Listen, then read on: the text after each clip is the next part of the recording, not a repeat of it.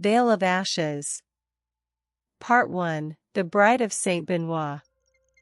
The scent of crushed lavender clung to the folds of her dress, though the fields had long since been harvested. Élodie pressed her fingers into the rough wood of the chapel pew, the splinters biting into her skin like the truth she refused to accept. She was to be married. Not to a boy from the village, not to a man whose hands bore the same calluses as her father's. No, to a knight. A Templar. A legend wrapped in steel and silence. The bells tolled outside, echoing through the valley like a dirge. Her father's voice had been firm, unyielding. It is God's will, child. Sir Gabriel de Montclair has chosen you. Chosen. As if she were a relic to be claimed. She had never met him. Only heard whispers, of his valor in Antioch, of the blood he'd spilled in the name of Christendom, of the fortune he'd amassed and the secrets he kept. Some said he'd been touched by angels. Others said he'd been cursed. Élodie didn't care. She wanted her life. Her garden. Her books. Her freedom. But freedom was not a gift given to daughters of farmers. The chapel door creaked open, and the air shifted. A hush fell over the room, thick as fog. A woman stepped inside, cloaked in black, her face veiled. She moved without sound, her presence a ripple in the stillness. Élodie's breath caught. The woman stopped beside her, gloved hand brushing Élodie's shoulder. You will walk through fire, she whispered, voice like wind through reeds. And you will not burn. But you will not remain. Then she was gone. Élodie turned, heart pounding, but the pews were empty. No one had seen. No one had heard. She didn't speak of it. Not when the priest arrived. Not when the vows were spoken. Not even when Sir Gabriel lifted her veil and kissed her with lips that felt like stone. He was beautiful, in the way storms were beautiful, dark eyes, scarred jaw, a presence that filled the room and left no space for breath. He said little, but when he did, his voice was low and steady, like a blade drawn slowly from its sheath. Their wedding night was not cruel, but it was not tender. He touched her like a man who knew war better than love. And she lay still, eyes on the rafters, wondering if the woman in black had been a dream. Days passed. Gabriel was gone often, summoned to the monastery, to councils, to secret meetings with men who wore crimson crosses and carried scrolls sealed with wax. Élodie wandered the manor, learned its halls, its hidden alcoves. She found a library, dust-covered and forgotten, and there she read, of Jerusalem, of Saladin, of the assassins who moved like shadows. She began to see Gabriel differently. He was not cruel. He was careful. He watched her with eyes that missed nothing. He asked questions, about her thoughts, her dreams, her fears. And slowly, she answered. One night, he returned with blood on his hands. She washed them in silence, the basin water turning red. He looked at her then, truly looked, and said, You are not what I expected. Neither are you, she wanted to say. Weeks turned to months. Winter came. And with it, a letter. Gabriel read it in silence, then burned it in the hearth. He turned to her, jaw tight. I must go to Jerusalem. You will come with me. She stared at him. Why? Because I cannot leave you behind. It was not love. Not yet. But it was something. They left at dawn, cloaked and armed, riding toward the coast. The journey was long, the roads treacherous. Bandits struck near Lyon. Gabriel fought them off, blade flashing, eyes wild. Élodie saw him bleed for the first time. She stitched his wound beneath a canopy of stars. He watched her, pain etched into his brow. "You are brave," he said.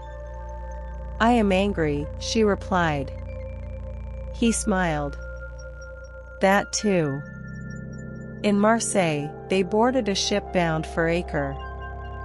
The sea was cruel, the waves monstrous.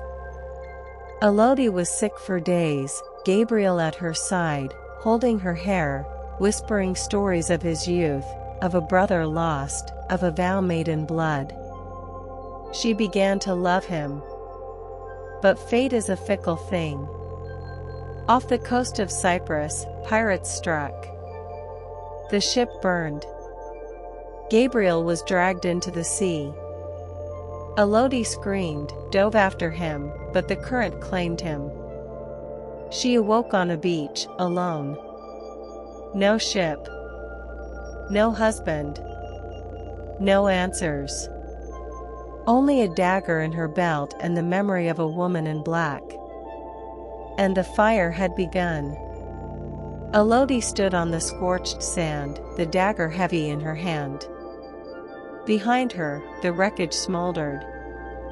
Ahead, the road to Jerusalem stretched like a wound across the land. She was alone. But not for long. From the cliffs above, a figure watched. Cloaked in shadows, eyes like obsidian. An assassin. And he had seen her. Part 2, the blade beneath the crescent moon. The sun blistered overhead, merciless and golden. Élodie's feet bled through her sandals, the path to the port town of Limassol carved with jagged stone and silence. She had no map. No coin. No name to call upon. Only the dagger Gabriel had given her. She clutched it like a prayer. The villagers stared as she passed, a girl alone, cloaked in ash and salt, eyes too fierce for her age. She asked for news of the wreck.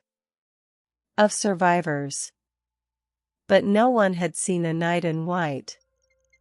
Gabriel was gone.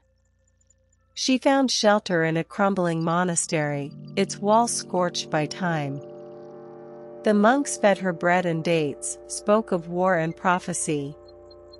One, a blind man named Brother Lucien, touched her face and whispered, "You carry the scent of change."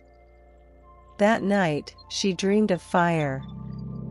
Of a woman in black standing at the edge of a cliff, arms outstretched. "You will choose," the woman said. "And the world will tremble." Élodie woke with tears on her cheeks. She left the monastery before dawn, heading east. Jerusalem was weeks away. The roads were dangerous, patrolled by mercenaries, haunted by rumors of assassins who slit throats in silence. She traveled with a caravan for a time, hiding her name, her past. She learned to barter, to lie, to listen. She watched the stars and memorized their paths. Then, one night, the caravan was ambushed. Steel clashed. Screams tore through the air. Élodie ran, heart pounding, dagger drawn. A man lunged at her, face wrapped in cloth, eyes wild. She struck. He fell. And then another came. But he did not attack. He moved like smoke, blade curved and gleaming. His eyes met hers, dark, unreadable, ancient. He spoke in Arabic, then switched to French. You fight like a cornered fox. I fight to live, she said. He tilted his head. And yet you wear the mark of a Templar. She looked down. Gabriel's ring glinted on her finger. I am no knight, she whispered. He studied her. Not yet. His name was Rafi. He was an assassin. And he did not kill her. Instead, he led her through the ruins, past the bodies, into the hills. His camp was hidden, guarded by men with silent steps and eyes like wolves. They did not trust her. But Rafi did. He taught her to move without sound, to read the wind, to see the truth behind words. She asked him why. Because you are not what you seem, he said.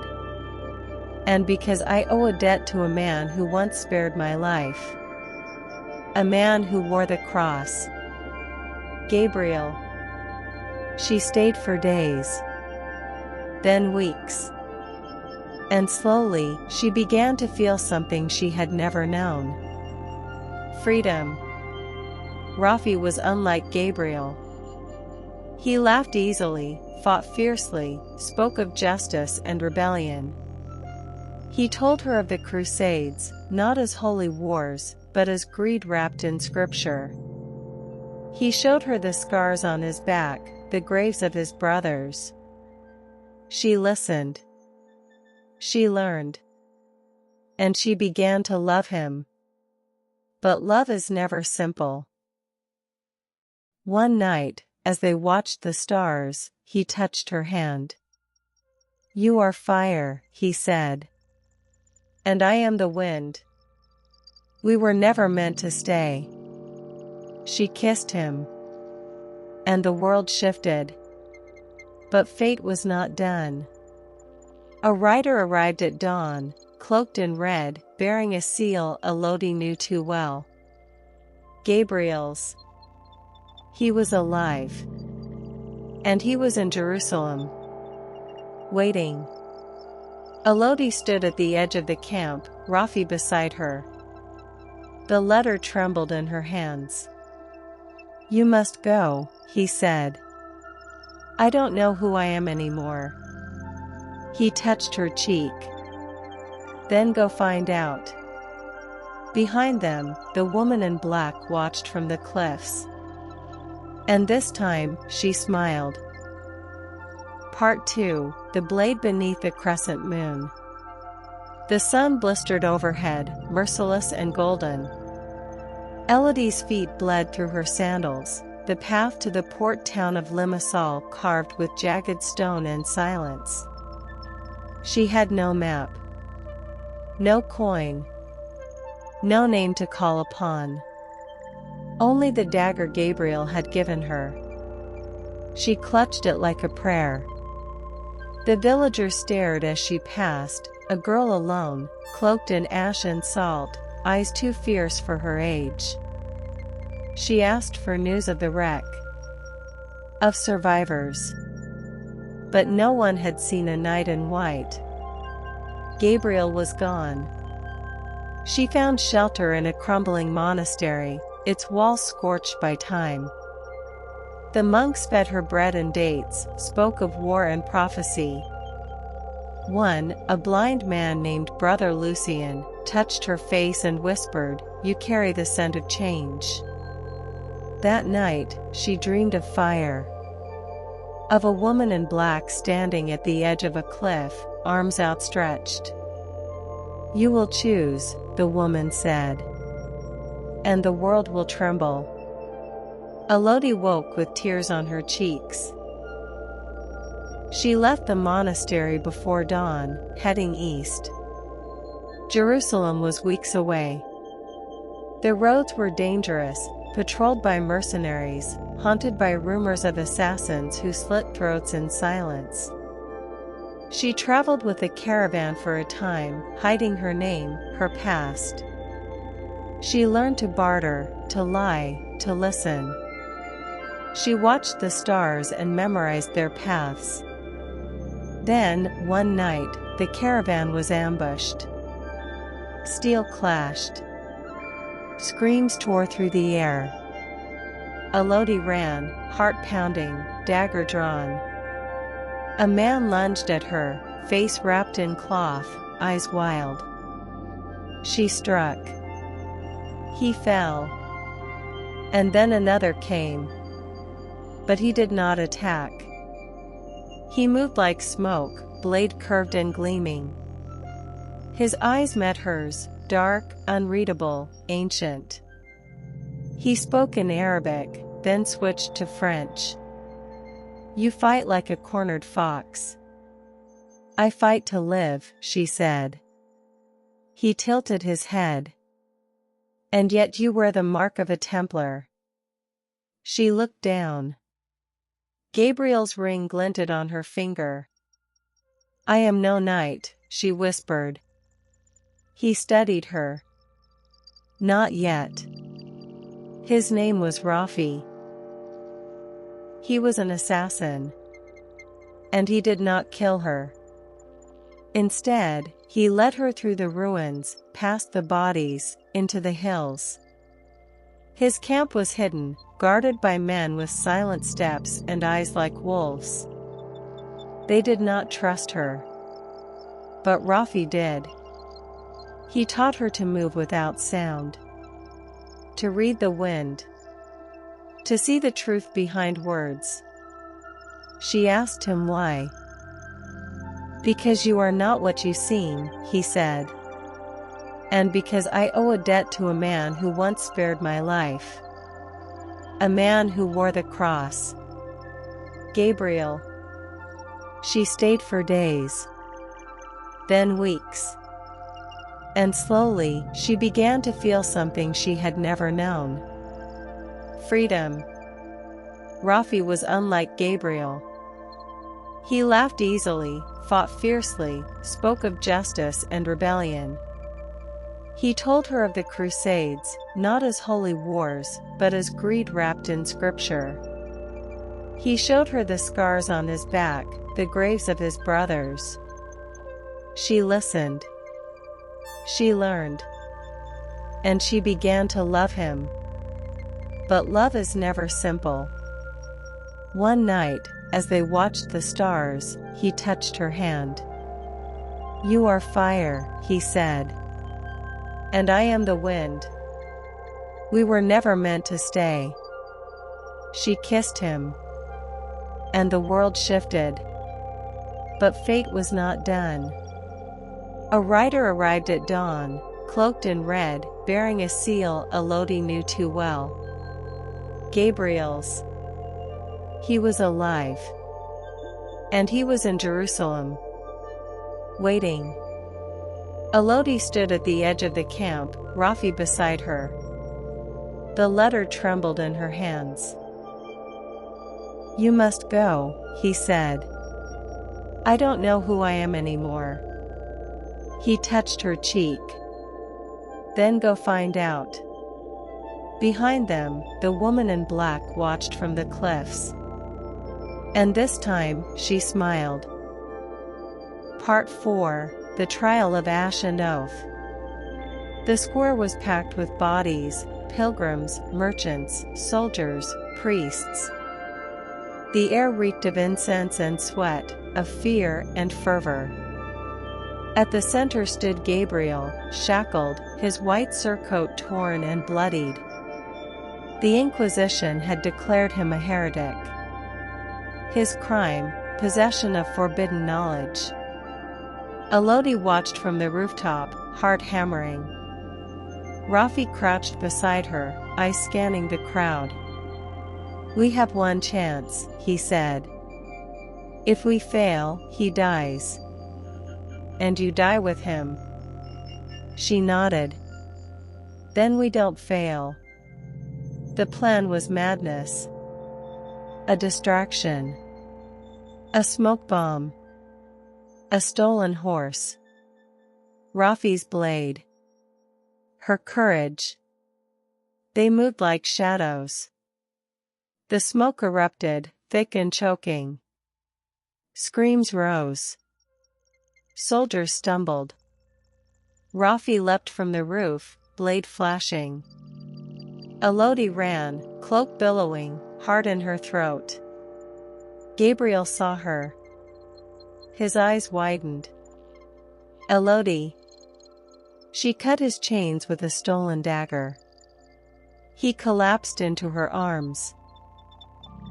Rafi fought like a storm, cutting through guards, clearing a path. They fled through the alleyways, into the crypts, into the dark. Safe. For now. Gabriel lay on the stone floor, breathing ragged. Élodie knelt beside him, hands trembling. You're alive. He touched her face. You came for me. I had to. Rafi watched from the shadows, silent. Later, in the flickering candlelight, Gabriel told her the truth. The scroll speaks of a prophecy. A woman born of earth and fire. She will choose between light and shadow. Her choice will shape the fate of kingdoms. Élodie stared at him. You think it's me? I know it is. She laughed, bitter. I'm a farmer's daughter. You are more. Rafi stepped forward. Prophecies are chains. Don't let them bind you. Gabriel stood. And what would you have her be? A weapon for your cause? Rafi's eyes burned. I would have her be free. The tension crackled. Two men. Two truths. Two paths. Élodie turned away. She needed air. She wandered the crypts, the pendant heavy against her chest. She found a chamber, ancient, carved with symbols. At its center stood a mirror, framed in obsidian. She stepped closer. Her reflection shimmered. And a woman in black appeared behind her. You have begun, she said. But the fire is not yet lit. Élodie turned. What do you want from me? To see you rise. The woman touched the mirror. It rippled. Élodie saw visions, of war, of blood, of Gabriel falling, of Rafi burning, of herself standing alone, crowned in flame. She gasped.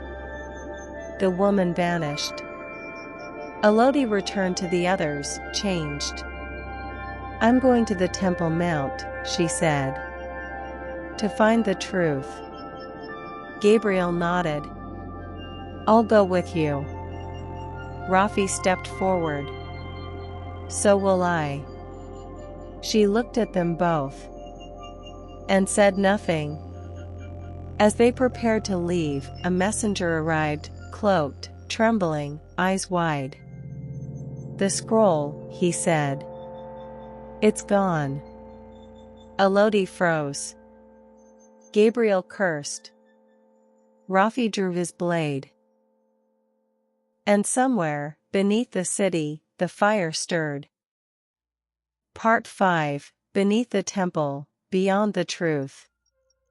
The Temple Mount loomed above them, sacred and silent. Gabriel led the way, his steps sure despite the danger. Rafi followed, ever watchful, his blade hidden beneath his robes. Élodie walked between them, the pendant cold against her chest, her heart a storm. They entered through a forgotten passage, a tunnel carved centuries ago, hidden beneath the ruins of a Roman bathhouse. The air grew damp, thick with dust and memory. Torches flickered. Rats scattered. Gabriel spoke in hushed tones. The scroll was kept here, guarded by monks who knew its power. But someone has taken it. Who? Élodie asked. He hesitated. Someone close. They reached a chamber, vast, domed, carved with symbols older than Latin. At its center stood a pedestal, empty. Rafi stepped forward. This place is not holy. It is haunted. Gabriel ignored him. We must find the scroll. Before the Inquisition does. Élodie wandered the chamber, fingers brushing the walls. She felt something, a pulse, a whisper. She turned a stone and found a hidden alcove. Inside lay a book, bound in leather, etched with a crescent moon. She opened it. Visions flooded her mind, of fire, of war, of a woman crowned in flame. Of herself. She dropped the book. Gabriel caught her. What did you see? Me, she whispered. But not me. Rafi stepped closer. Prophecy is a mirror. It shows what you fear. Or what you desire. Élodie looked at them both. I don't know which is worse. They left the chamber, the book hidden beneath Gabriel's cloak. Outside, the city burned with tension. The Inquisition had begun its purge. Heretics were dragged from homes. Secrets were hunted. They returned to the crypts. And found betrayal. The monks were gone. The sanctuary ransacked. Blood stained the stones. Gabriel cursed. Someone told them. Rafi's eyes narrowed. You trusted too easily. Gabriel turned on him. And you trust no one. Élodie stepped between them. Enough. But it was too late. A figure stepped from the shadows, cloaked, armored, bearing the seal of the church. Cardinal Vespasian. He smiled. You have something that belongs to us. Gabriel drew his sword. Rafi vanished into the dark. Élodie clutched the book. Vespasian raised a hand. Surrender, and I will spare her. Gabriel lunged. Steel clashed. Élodie ran. She fled through the catacombs, heart pounding, book clutched tight. She heard Gabriel's cry, sharp, broken. She turned a corner. And found Rafi. He grabbed her hand. We must go. Gabriel. He chose his path. They escaped into the night, the city roaring behind them. Élodie wept. Not just for Gabriel, but for the girl she had been. They rode into the desert, the stars cold above them. Élodie held the book, its pages whispering truths she wasn't ready to hear. Beside her, Rafi watched in silence. Behind them, Jerusalem burned. And somewhere in the smoke, the woman in black walked barefoot through the... Part 6, The Sands Between Us. The desert stretched like a parchment scorched by God. Élodie rode at the front, the stolen book wrapped in cloth, hidden beneath her saddle. Rafi rode beside her, silent, his eyes scanning the horizon. Behind them, a caravan of rebels and outcasts, former monks, escaped prisoners, desert traders loyal to no crown. They had no banner. No name. Only purpose. Gabriel was gone. The scroll lost. The Inquisition hunting them. And yet, Élodie led. She didn't ask for it. But when she spoke, they listened. When she gave orders, they obeyed. Rafi watched her with something like awe, and something like fear. At night, they camped beneath the stars. Rafi taught her to read the wind, to track movement, to speak in code. She taught him Latin, the names of herbs, the art of diplomacy. They were becoming something dangerous.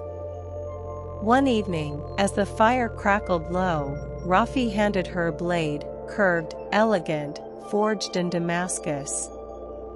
"You must learn," he said. "I already know how to fight. You know how to survive. That is not the same." She trained with him for hours, sweat soaking her tunic, muscles aching. He moved like a dancer, like a predator.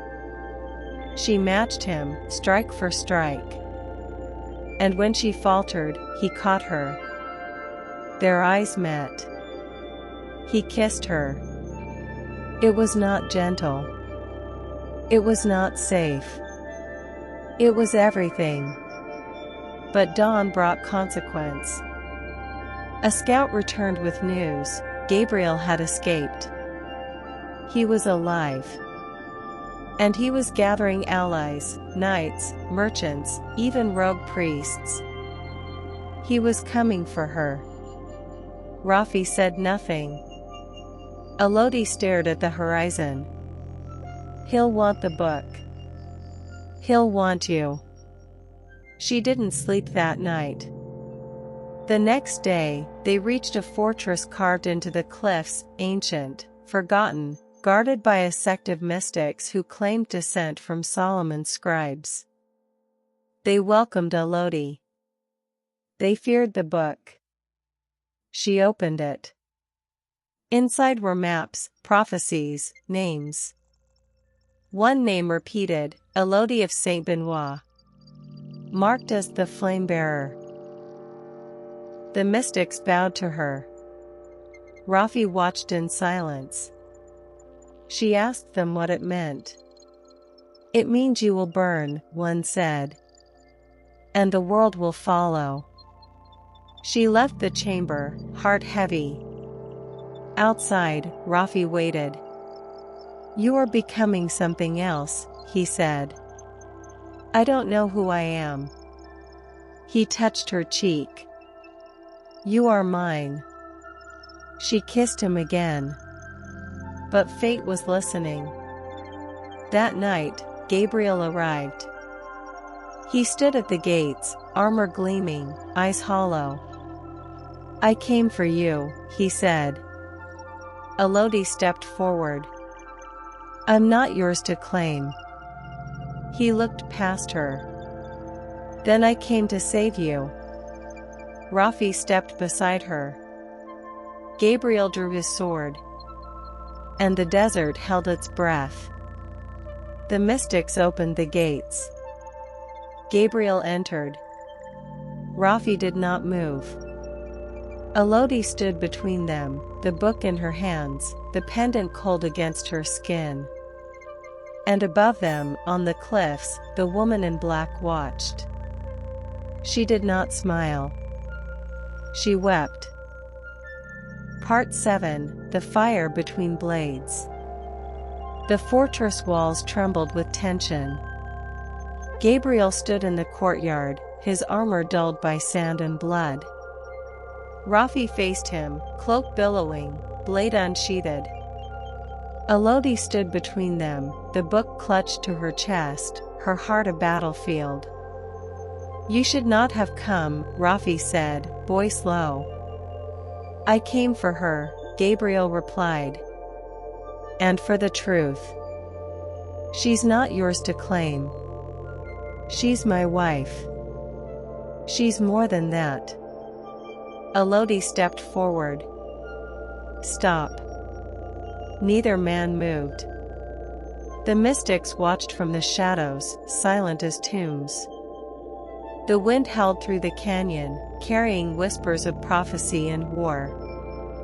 Gabriel's eyes locked on hers. "You've changed.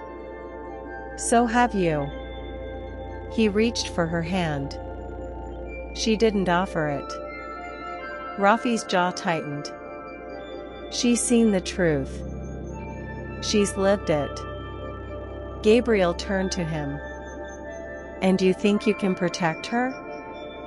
You, who slit throats in the dark. I protect what I love. The words hung in the air. Élodie's breath caught. Gabriel's face twisted. You love her? Rafi didn't blink. I do. Gabriel stepped forward. Then you'll die for her.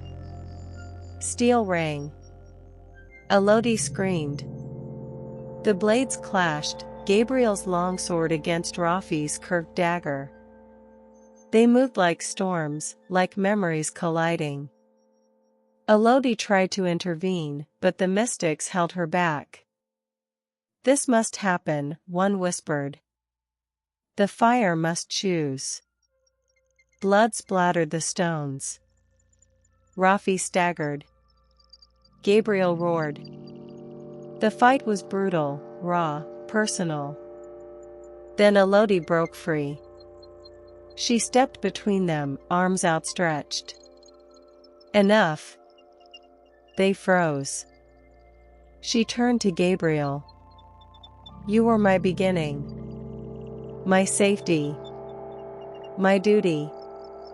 She turned to Rafi. You were my awakening. My fire. My freedom. I cannot choose between you. Gabriel lowered his sword. Then choose yourself. Rafi dropped his blade. And we will follow. She looked at them both. And walked away. She climbed the cliff, the book in her hands, the pendant glowing faintly. At the summit, the woman in black waited. You have begun, she said. I don't understand. You will. She touched Élodie's forehead. Visions flooded her mind, of kingdoms rising, of blood spilled, of her standing alone, crowned in flame. You are the flame bearer, the woman said. And the fire will not wait.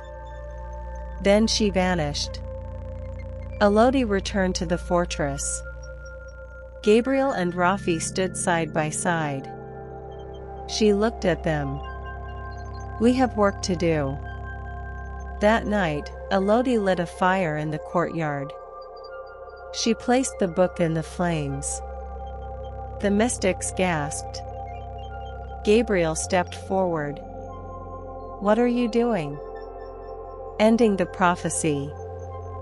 Rafi smiled. But in the ashes, something remained. A symbol. A crescent moon. And beneath it, her name. Part 8, The Crown of Ash. The fortress was no longer a refuge. It had become a crucible. Élodie stood at the center of the courtyard, the ashes of the book still warm beneath her boots. Around her, the mystics whispered prayers in forgotten tongues. Gabriel and Rafi stood apart, their swords sheathed but their hearts still drawn. She had burned the prophecy. But destiny doesn't die in flame. The symbol that remained, the crescent moon etched in silver, pulsed with heat. The mystics called it the crown of ash. A mark of the one who would rise not by bloodline, but by fire. Élodie didn't want it. But the people did. Refugees arrived daily, women, children, broken knights, hunted scribes. They came with stories of the Inquisition's purge, of cities falling, of Gabriel's name whispered as a traitor, of Élodie's name spoken as a savior. She became their leader. She gave orders. She rationed food. She negotiated with desert tribes. She sent scouts into Jerusalem. And she began to plan. Gabriel watched her with reverence. Rafi with restraint. One night, Gabriel approached her in the war room. Maps covered the table, marked with red ink and sand. "You've become what they need," he said. "I don't know what I am." He touched her hand. "You are the light in the dark." She pulled away. "I'm not yours anymore." He nodded, pain flickering in his eyes. "I know." Later, Rafi found her on the cliffs. "You're burning," he said. "I'm leading." "There's a difference." She turned to him. "Do you regret loving me?" He stepped closer. "I regret nothing." They kissed beneath the stars. But the fire was spreading. A scout returned with news. One of the mystics had betrayed them. Sold their location to the Inquisition. A name was whispered, Brother Malric. Élodie summoned him. He knelt before her, trembling. "I did what I had to. You endangered everyone. I feared you." She stared at him. "You should." She ordered him imprisoned. Gabriel protested. "He's a man of God." Rafi said nothing. Élodie didn't sleep. The next morning, the fortress was attacked. Flaming arrows. Siege ladders. The Inquisition had come. Élodie led the defense, sword in hand, voice ringing. Gabriel fought beside her, a whirlwind of steel. Rafi moved like a shadow, cutting down invaders with silent fury. They held the walls. But inside, Brother Malric escaped. He set fire to the archives. Élodie found him in the flames. He smiled. "You are the end." She struck him down. The fire consumed the west wing. Dozens died. Élodie stood in the smoke, blood on her hands, ash in her hair. She was no longer a girl. She was a queen of ruin. As the survivors buried the dead, Élodie climbed the highest tower. She looked east, toward Jerusalem. The pendant pulsed. The woman in black appeared beside her, veil lifted. "You are ready," she said. Élodie didn't speak. She simply turned and began to march. Part 9: The Reckoning of Jerusalem. The gates of Jerusalem did not welcome her. They braced for her. Élodie rode at the head of a caravan of rebels, mystics, and warriors. Dust trailed behind them like smoke from a prophecy fulfilled. Her cloak was black now, her pendant gleaming like a warning. Gabriel rode to her right, Rafi to her left. The city watched. Whispers spread faster than fire. The flame-bearer has returned. The Inquisition had fortified the city. Cardinal Vespasian ruled from the Tower of David, his grip iron, his eyes colder than ever. Churches were shuttered. Scrolls burned. Dissenters vanished. Élodie didn't flinch. She met with allies in secret, rogue priests, merchants, even disillusioned knights. Gabriel brokered deals. Rafi gathered intelligence. Together, they built a plan. But unity was fragile. One night, Gabriel found her alone in the Church of the Holy Sepulchre, kneeling before the tomb. "I remember the girl who hated me," he said. "She died in the sea." He knelt beside her. "I loved her. She loved you too. He touched her hand. Do you love me still? She didn't answer. Later, Rafi found her on the rooftops, watching the moon rise. You're quiet, he said. I'm breaking. He stepped closer. Then let me hold the pieces. She kissed him. And the city trembled. The next day, a message arrived, sealed in blood. Vespasian demanded surrender. He threatened to burn the refugee quarter, to crucify Gabriel, to flay Rafi. Élodie summoned her council. We attack, she said. Gabriel nodded. We strike the tower. Rafi frowned. It's a trap. I know. They moved at dusk. The rebels stormed the gates. Gabriel led the charge, sword flashing. Rafi slipped through the shadows, disabling guards. Élodie climbed the tower, the pendant pulsing, her heart a drumbeat. She reached the top. Vespasian waited. He held a scroll, the original prophecy. You were never meant to survive, he said. I wasn't meant to burn either, she replied. He lunged. She fought. Steel clashed. Blood spilled. The pendant flared. She struck him down. But not before he whispered, you will lose them both. She turned. Gabriel lay bleeding on the stairs. Rafi knelt beside him, hands soaked in red. Élodie screamed. Gabriel's eyes fluttered open. I'm not ready, he whispered. You don't have to be, Élodie said. Rafi looked at her. And for the first time, she saw fear in his eyes. The woman in black stood at the window. She did not speak. She simply pointed east. Toward the rising sun. Toward the final battle. Part 10, The Siege of Faith. Jerusalem was no longer a city. It was a wound. The Inquisition had fortified every gate, every tower, every chapel. Smoke curled from rooftops. The streets ran red. The people whispered Élodie's name like a prayer, or a curse. She stood atop the Tower of David, wind tearing at her cloak, eyes fixed on the horizon.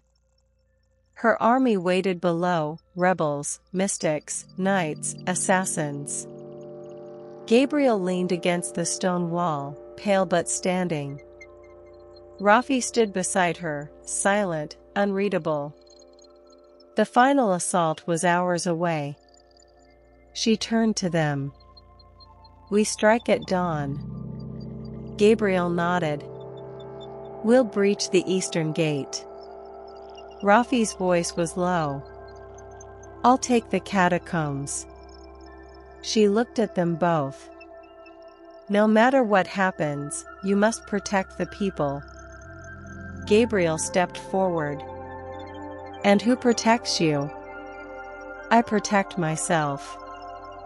She descended the tower, her pendant pulsing.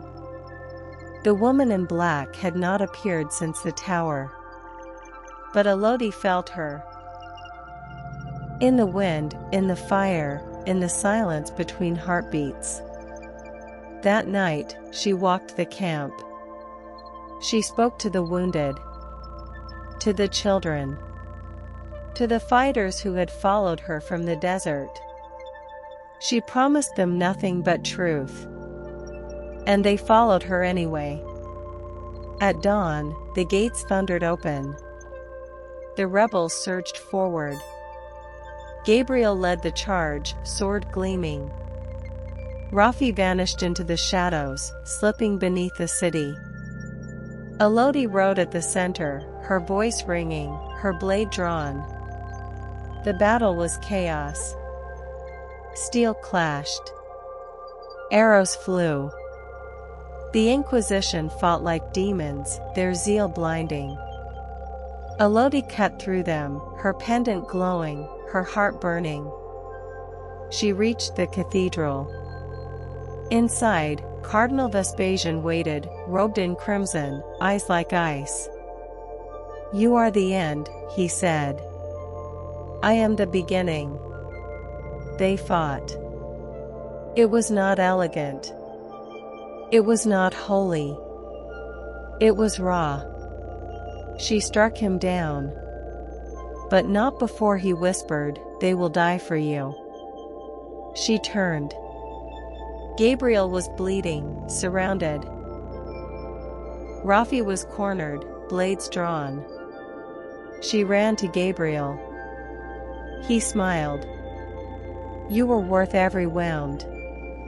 Then he lunged, shielding her from a blade meant for her heart. He fell. Élodie screamed.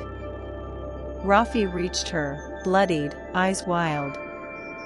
"We have to go." She clutched Gabriel's body. "I can't." "You must." They fled through the catacombs, the city collapsing behind them. Fires roared. Bells tolled. The Inquisition fell. But so did Gabriel. Outside the walls, Élodie collapsed. Rafi held her. "I'm sorry," he whispered. She looked at him. "You're all I have left." He kissed her. And then the arrow struck. Straight through his back. He gasped. She caught him. "No," she whispered. He smiled. "You were always the fire." Then he was gone. Élodie stood alone in the desert, blood on her hands, ash in her hair. The city burned behind her. The woman in black appeared one final time. "You have walked through fire," she said. Élodie didn't speak. "You did not burn." She vanished. And Élodie turned toward the west. Toward home. Toward the life she would rebuild. Marked forever by love. And loss. Part 11, The Return to Saint Benoit. The ship creaked beneath her feet, sails billowing like ghosts in the wind. Élodie stood at the prow, eyes fixed on the horizon. France lay ahead, green, quiet, familiar. But she was no longer the girl who had left its soil. She was a widow. A warrior. A legend whispered across continents. The pendant still hung around her neck, dulled now, but warm. She touched it absently. Behind her, the crew gave her space. They had heard the stories, of the siege, of the fire, of the woman who had walked through prophecy and survived. They didn't speak to her. They watched. She arrived in Saint Benoit at dusk. The village hadn't changed. The field still bloomed. The chapel still stood. But the people stared as she passed, cloaked in black, eyes like embers. Her father was gone, buried beneath the old oak. She knelt at his grave, whispered prayers he would never hear. She wandered the manor Gabriel had built. Dust coated the windows. Vines crept through the stone. She lit a fire in the hearth and slept in the bed where they had first kissed. She dreamed of Rafi. Of his smile. His silence. His death. She woke with tears on her cheeks. The days passed slowly. She tended the garden. Read the old books. Wrote letters she never sent. But peace was a stranger. The fire inside her refused to dim. One morning, a rider arrived. A messenger from Paris. The church had declared her a heretic. A bounty had been placed on her head. The Inquisition had not forgotten. She burned the letter. But she knew she couldn't stay. She traveled north, cloaked and armed. She met with scholars, rebels, knights who had once fought beside Gabriel. She told them the truth, of the scroll, of the siege, of the lies the church had built its power upon. They listened. And they followed. She became a symbol. Not of prophecy, but of rebellion. One night, she stood atop the cliffs near Mont Saint-Michel, wind tearing at her cloak. A young knight approached, eyes wide. "They say you're the flame-bearer," he said. "I'm just Élodie." He smiled. "That's enough." She watched the tide roll in. And for the first time, she felt something close to peace. But peace is never permanent. As she turned to leave, the wind shifted. The woman in black stood at the edge of the cliff, veil lifted. "You have survived," she said. Élodie nodded. "But survival is not the end." She stepped forward. "There is one more fire." And Élodie understood. The final reckoning was coming. Not in Jerusalem, but in Rome. Part 12, The Throne of Silence. Rome rose before her like a cathedral carved from ambition. Its marble gleamed beneath the autumn sun, but Élodie saw the cracks, in the stone, in the people, in the faith that once held empires together. She rode through the gates cloaked in anonymity, her pendant hidden, her blade sharp. She had come not to kneel, but to confront. The Vatican loomed at the city's heart, guarded by Swiss halberdiers and whispers. Cardinals moved like ghosts through its halls. The Pope himself was said to be ill, or hiding. Élodie found allies in the shadows, scholars who had read the forbidden scrolls, nuns who had buried truth beneath scripture, priests who had lost their faith but not their courage. They called her La Flamme Vivante, the living flame. She didn't correct them.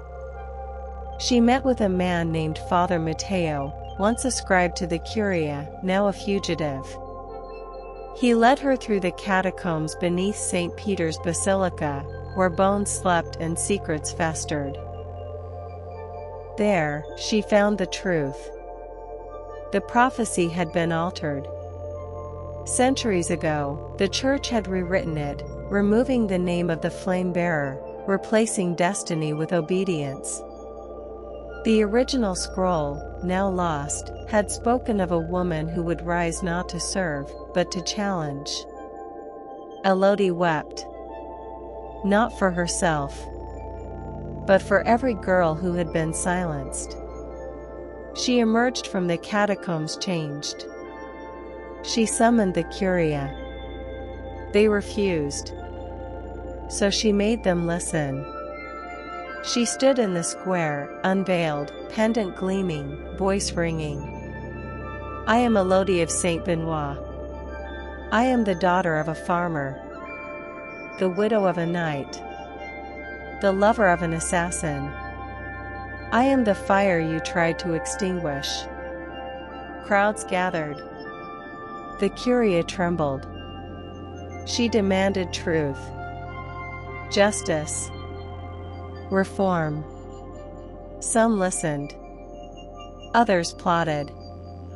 That night, assassins came. She fought them off, blade flashing, heart pounding. She was wounded, a gash across her ribs. But she survived. And the city began to shift. Father Matteo smuggled her into the Sistine Chapel. Beneath Michelangelo's ceiling, she lit a candle. For Gabriel, she whispered. For Raphael. For every soul who burned. The Pope summoned her. He was old. Tired. Afraid. She did not kneel. He offered her absolution. She refused. I don't need forgiveness, she said. I need truth. He gave her a scroll, the last copy of the original prophecy. She read it. And understood. She was not the end. She was the beginning. As she left the Vatican, the bells tolled. Not for death, but for change. The woman in black stood in the crowd, veil lifted. You have walked through fire, she said. Élodie nodded. And now, the woman whispered, you must choose what to build from the ash. Part 13, The Harvest of Ghosts. The fields of Saint Benoit swayed gently in the wind, golden and quiet. Élodie stood at the edge of the vineyard, hands stained with soil. She had returned not as a warrior, not as a widow, not as a legend, but as a woman trying to remember what it meant to live. The manor had been rebuilt. The villagers had welcomed her with cautious reverence. Children whispered her name. Elders bowed. But she asked for no titles. No prayers. Only silence. She planted lavender. She read by candlelight. She walked the hills where she once dreamed of escape. But peace was a fragile thing. Letters arrived from Rome, some praising her, others condemning. The church was splintering. Reform had begun. But so had resistance. Her name was etched into history, and history was never gentle. One evening, she found a rider waiting at her gate. A young woman, cloaked in black, eyes fierce. I was sent by the Order of the Crescent, she said. The fire you lit still burns. Élodie invited her in. They spoke of rebellions in Spain, of secret schools in Italy, of women rising in places where they had once been silenced. The pendant Élodie wore pulsed faintly, as if remembering. You are needed, the rider said. I'm tired. We all are. Élodie didn't answer. That night, she dreamed of Gabriel, standing in the chapel, smiling. Of Raphael, watching her from the cliffs, wind in his hair. Of the woman in black, walking through lavender fields, veil lifted. She woke with tears on her cheeks. She walked to the chapel, lit a candle, and wrote a letter. To no one. To everyone. I was born in silence. Raised in duty. Forged in fire. I loved two men who taught me how to fight, how to feel, how to choose. I lost them both. But I did not lose myself. I am Élodie. And I am still burning. She sealed the letter. Buried it beneath the oak. And watched the sunrise. As the light broke over the hills, Élodie stood tall. The rider waited at the gate. She turned. And walked toward her. Not to reignite war. But to carry the flame forward. Part 14, The Flame That Remains. The rider waited at the edge of the lavender field, her cloak dusted with ash. Élodie stood beneath the oak, the wind tugging at her hair. She had buried the letter days ago, but its words still echoed in her chest. She was no longer hunted, no longer feared. She was something else now. A symbol, a story, a scar. The rider dismounted. The Order of the Crescent is gathering. In Lion. They want you to speak. Élodie didn't answer. You lit the fire, the rider said. Now they want to know what to do with the light. She walked through the village that afternoon, past the chapel, the market, the children who no longer whispered but waved. She smiled. She bought bread. She sat beneath the sun. And she remembered Gabriel's steady hands, Rafi's quiet laughter, the woman in black, watching from the shadows, always just ahead. She returned to the manor, lit a fire, opened the scroll the Pope had given her. It was old, fragile, but the words were clear. The flame-bearer shall rise not to rule, but to remind. She will burn not for power, but for truth. And when the fire fades, the world will remember her warmth.